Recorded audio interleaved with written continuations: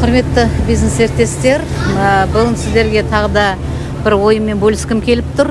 Яғни дейді, бір адамның өмірін Алла тағала жақсартуға, денсаулығын жақсартуға, өмірін ұзартуға көмектессеңіздер, бүкіл Алла тағаланың жаратқан адамдарына көмектескендей сауап алады екенбіз. Бүгін осыны естіп, бір көңілге қатты қуаныш келіп тұр.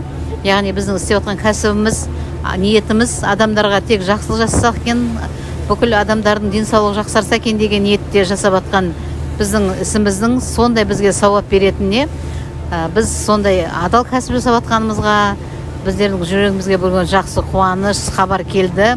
Ал бір жамандық жасасаңыз бір адамға, сол жамандығыңыз бүкіл адамзатқа жасаған жамандықпен бірдей болады дейді.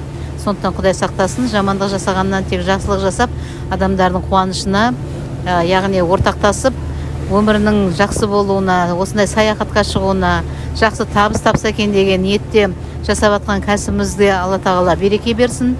Әрдайым біздерге қатарымызға осындай ниеттес адамдар көбейе берсін. Мына Стамбулға келген бізден 100-ден жүйрік дейді. Бірге келген серіктестерімізбен бірге осындай жақсы ортада жақсы адамдармен бірге, қазір біз ғана емес, Қазақстаннан, бүкіл әлемнен, Европадан, Азиядан келіп жатқан адамдармен бірге бір кемеде қазір міне біз келе жатырмыз. Бүгін күндіз Айя София мешітінде болдық.